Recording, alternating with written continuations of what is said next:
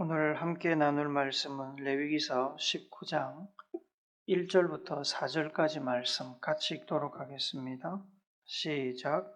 여호와께서 모세에게 말씀하여 이르시되 너는 이스라엘 자손의 온 회중에게 말하여 이르라.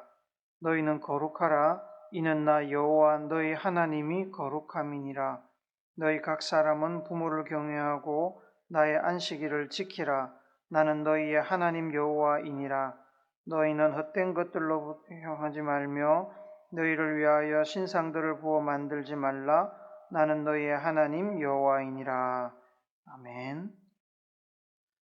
역사적으로 볼 때 율법은 하나님께서 이스라엘 백성들에게 주신 말씀이면서 이스라엘 민족이 신앙과 정치가 하나로 묶여있던 사회였기 때문에 이스라엘 민족의 사회적인 규범이고 신앙을 규정하는 종교적인 교리입니다. 성경에 포함된 모든 내용이 우리에게 하나님의 말씀이고 동시에 율법입니다만 특별히 애굽에서 갓 탈출한 이스라엘 백성들을 위해서 하나님께서는 이스라엘 백성들이 한 하나님을 섬기는 신앙 안에서 공동체를 이루고 살아가는 데 필요한 여러 가지 생활 규범, 사회적이고 종교적인 규범들을 모세를 통해서 알려주셨습니다. 우리가 모세오경이라고 부르는 이 창세기부터 출애굽기, 레위기, 민수기, 신명기까지 그 5권이 바로 하나님이 모세에게 주신 율법입니다. 이 5권 중에 특별히 레위기에 많은 율법이 집중되어 있습니다. 제사와 관련된 법, 제사를 집도하는 제사장들에 관한 법, 하나님 앞에서 정결을 유지하는 법, 각종 질병에 관한 법, 절기와 관련된 법, 하나님이 싫어하시는 이방 풍속에 관련한 법, 백성들이 멀리해야 될 다양한 죄와 관련된 법, 성막 관련법, 안식년과 희년법, 그 외 각종 공동체 생활에 필요한 규정들이 쫙 기록되어 있습니다. 이 율법 중에는 예수님께서 이 땅에 오신 이후로 복음이 온 세계로 전파되면서 효력을 잃은 법도 있습니다. 이방 세계의 현실에 적용할 수 없는 법들도 있습니다. 그 대표적인 것을 예를 들자면 바로 제사와 관련된 법입니다. 제사와 관련된 법은 더 이상 우리가 제사를 드리지 않기 때문에 사문화된 법이라고 말할 수 있습니다. 그럼에도 불구하고 우리가 율법을 계속 읽는 것은 법이 가지는 문자적인 명령을 문자 그대로 지키기 위해서가 아니라 그 명령을 주신 하나님과 하나님의 마음, 신앙의 원리를 알기 위해서입니다. 오늘날 더 이상 제사를 드리지는 않지만 제사 관련 율법에 드러나는 제사의 정신, 제사 제도를 세우신 하나님의 소망, 제사에 임하는 성도들의 자세 등은 예배를 드리는 우리에게 여전히 필요한 하나님의 가르침입니다. 우리가 하나님을 알 기회나 방법이 그리 많지 않습니다. 하나님께서 과거에 자기 백성들에게 주신 교훈이라면 오늘 우리에게도 하나님을 알 수 있는 가장 확실하고 유일무이한 경로인 것입니다. 저는 어릴 때 부모님께서 낮에 늘 장사하러 밖에 나가 계셨기 때문에 부모님의 돌봄이나 간섭을 충분히 받고 자라지 못했습니다. 늘 제가 모든 일을 결정하며 살아야 했습니다. 신발을 사는 것부터 학교 공부하는 것, 진학 문제, 제 기억이 틀리지 않다면 늘 혼자 판단하고 결정했습니다. 부모님과 의논했던 기억이 없습니다. 그렇게 정서적으로 혼자 자랐지만 감사하게도 나쁜 길로 빠지지 않고 평범한 사회 시민으로 성장했습니다. 부모님께서 부모의 역할을 하지 않았다는 말이 아닙니다. 오해하시면 안 됩니다. 최선을 다해 사셨고 자식들을 부양하셨습니다. 부모님 덕분에 이렇게 살아 있습니다.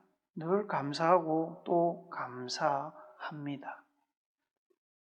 부모님께서 자식들 먹여 살리려고 최선을 다해서 밖에서 일하시는 동안 부모의 돌봄이나 간섭을 제대로 받지 못하고 자랐다고 말씀드렸지만, 그렇다고 그 말이 저 혼자서 성장했다는 뜻은 아닙니다.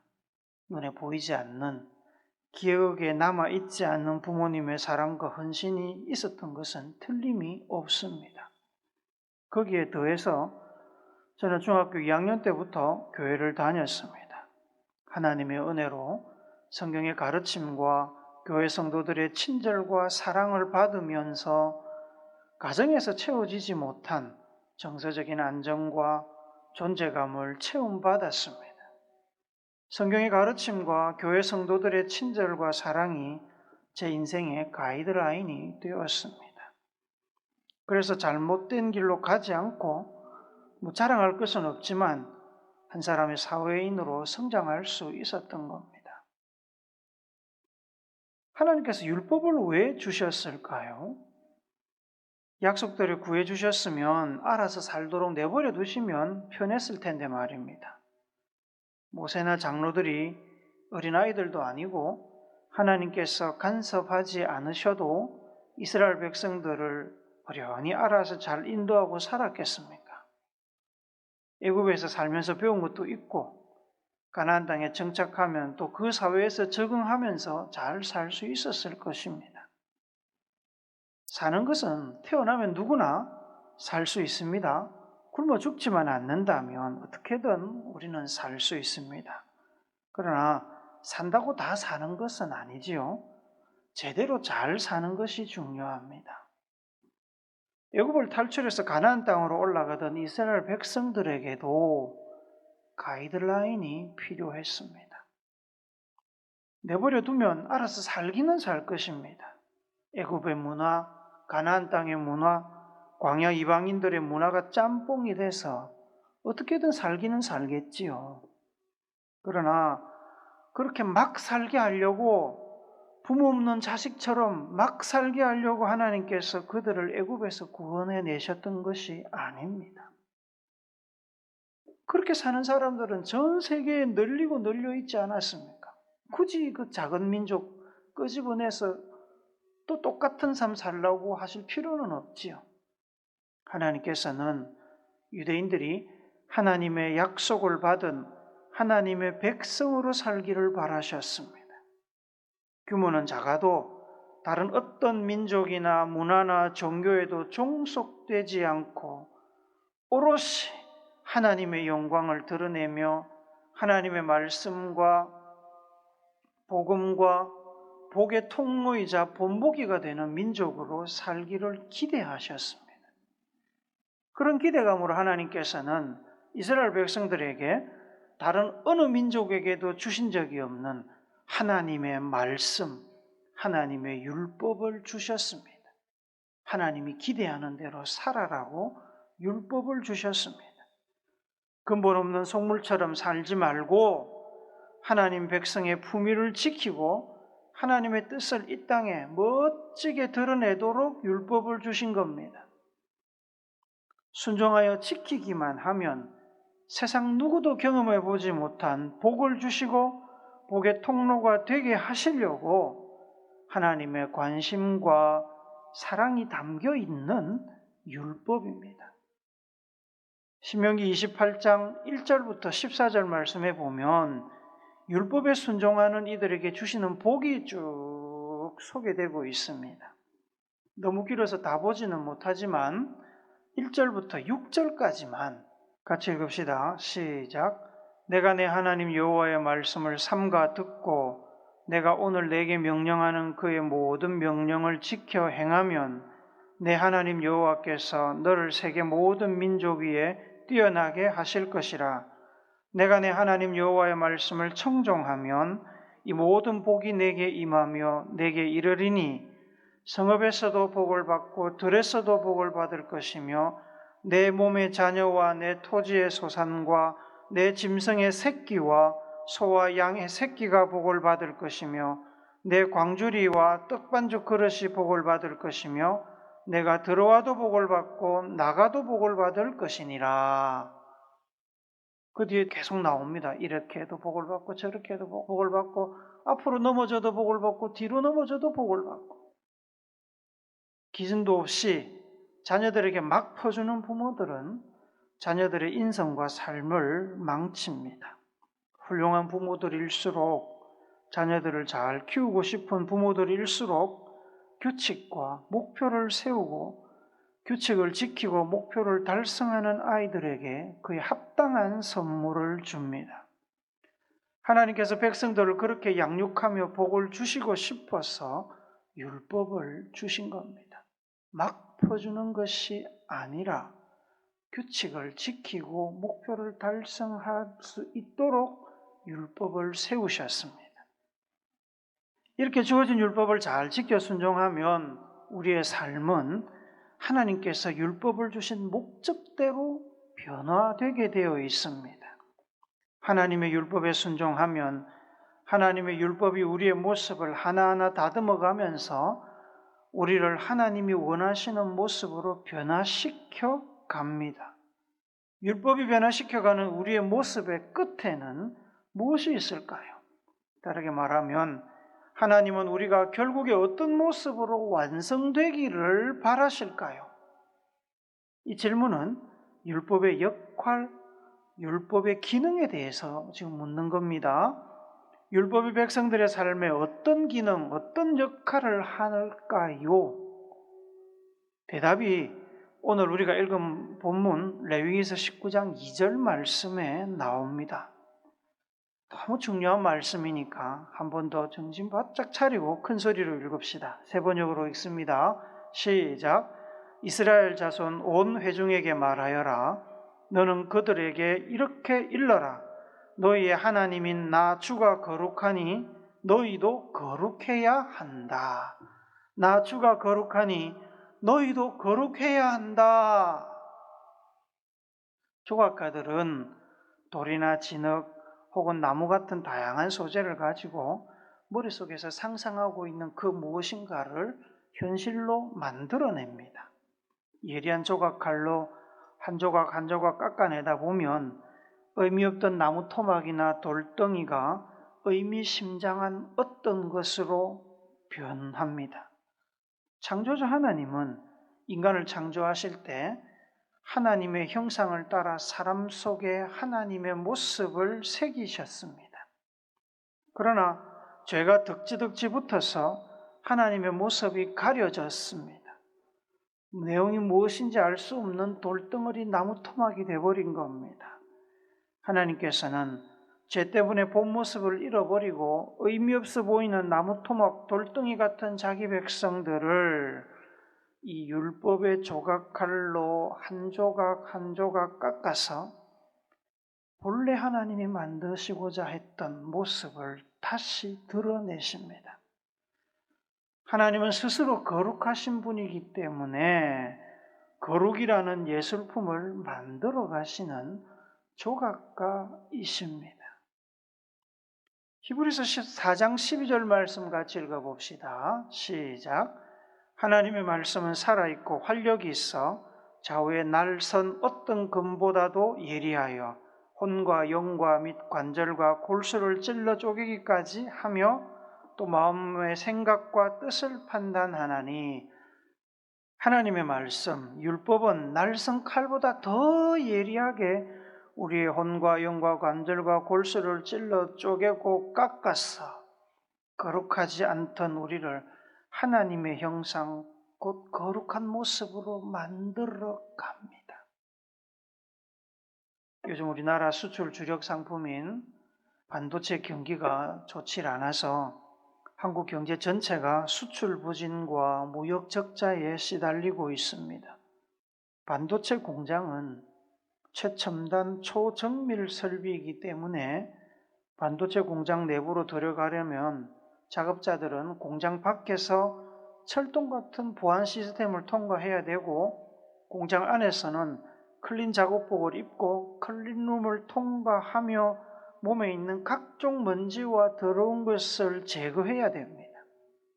그렇게 깨끗하게 하지 않으면 결코 공장 내부로 들어갈 수 없습니다. 하나님은 거룩하신 분입니다. 오류도 흠도 없으신 분입니다. 예수님의 보혈은 우리의 허물과 죄를 가려주는 클린 작업복입니다. 율법은 하나님을 만나러 들어가는 우리를 깨끗하게 만들어주고 우리에게서 각종 더러운 것들을 제거하고 하나님 만날 수 있도록 준비시켜주는 클린룸 역할을 하는 겁니다. 율법은 우리를 다듬는 조각칼이고 정결케 하는 클린룸입니다. 그런데 이 율법은 치명적인 단점이 하나 있습니다. 아주 까다로운 점이 하나 있습니다. 그게 뭐냐면 율법은 아무에게나 그 능력을 작동하지 않는다는 겁니다. 율법은 율법을 받아들이는 사람, 율법을 내게 주신 하나님의 은총의 선물로 인정하고 받아들여 순종하는 사람에게만 그 능력이 작동합니다. 마치 아무리 예리한 칼날이라도 칼날을 받아들이는 나무에게는 효과가 있지만 돌이나 쇳덩이에는 효과가 없는 것과 같습니다. 그 칼날을 받아들이는 나무는 변화되어 가지만 칼날이 들어가지 않는 돌덩어리, 쇳덩어리는 결코 변하지 않습니다.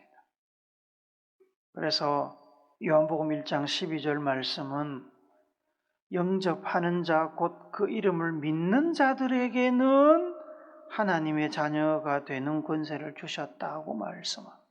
받아들이는 사람들만 자녀가 되는 겁니다.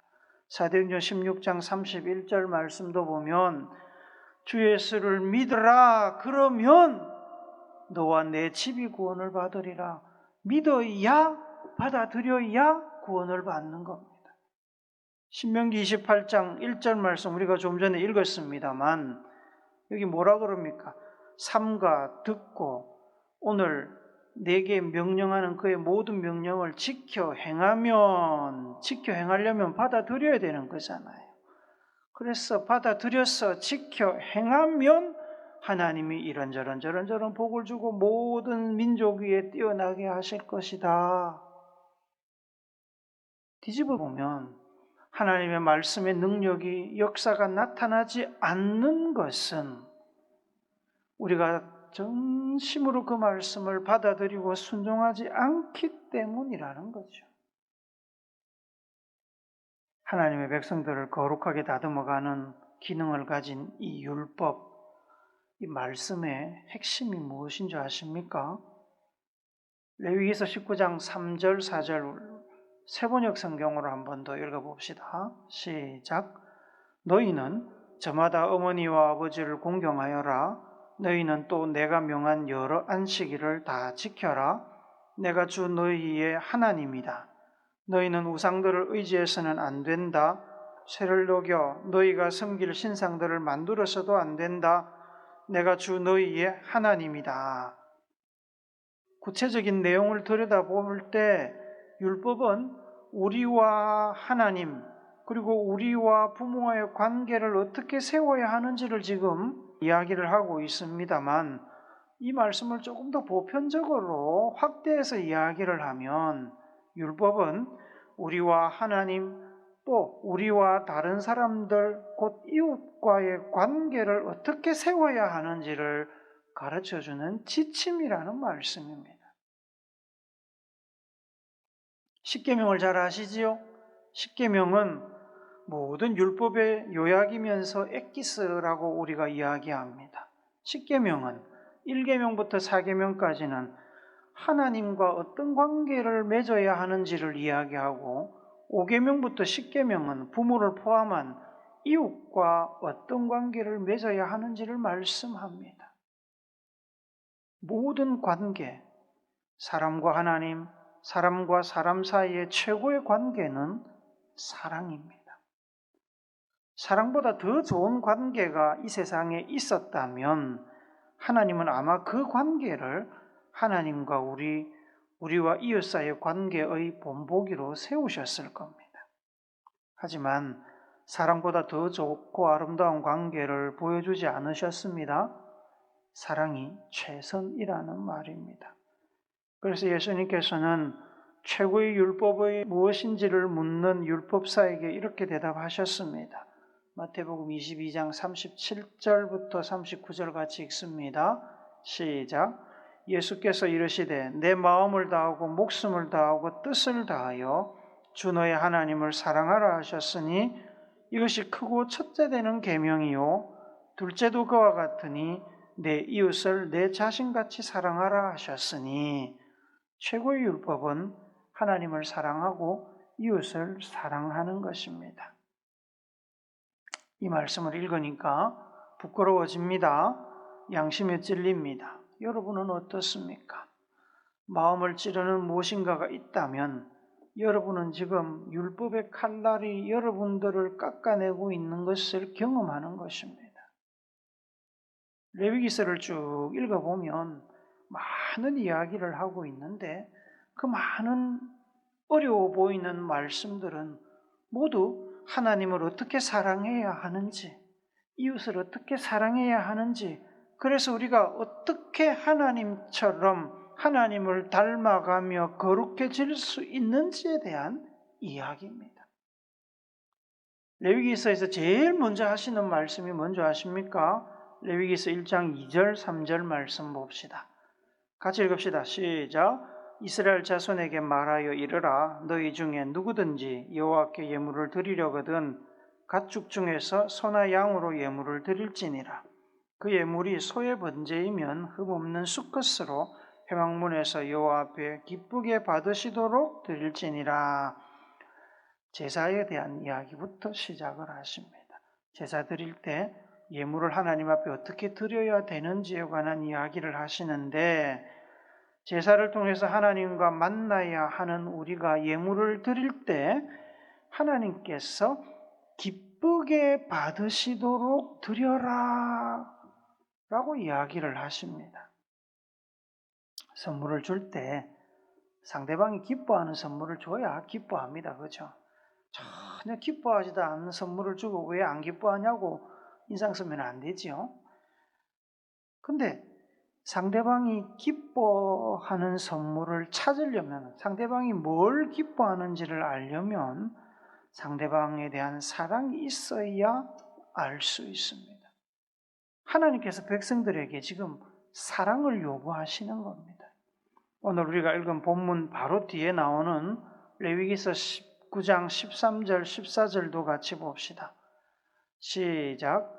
너는 내 이웃을 억압하지 말며 착취하지 말며 품꾼의 싹을 아침까지 밤새도록 내게 두지 말며 너는 귀먹은 자를 저주하지 말며 맹인 앞에 장애물을 놓지 말고 내 하나님을 경외하라. 나는 여호와이니라. 여러분, 이웃을 사랑하면 억압하지 않습니다. 착취하거나 품삯을 떼먹지 않습니다. 자기 자식한테 일 시키고 품삯 떼먹는 부모 본 적 있습니까? 없습니다. 그런 사람은 없습니다. 장애를 가지고 비하하거나 공격하지 않습니다. 사랑이 있으면 절대로 그러지 않습니다. 주목할 점은 이처럼 이웃을 사랑하지 않는 행동을 하지 않는 것. 부정의 부정은 뭡니까? 긍정이죠. 즉 이웃을 사랑하는 행동을 하는 것이 곧 하나님을 경외하는 것이라고 이야기를 합니다. 사랑하는 여러분, 율법은 우리를 다듬어 거룩한 삶을 살게 만드는 하나님의 조각칼입니다. 우리의 허물을 씻어주는 클린룸입니다. 율법을 지켜 순종하면 우리는 거룩하지 않았던 과거를 씻어버리고 거룩한 존재로 거듭나게 됩니다.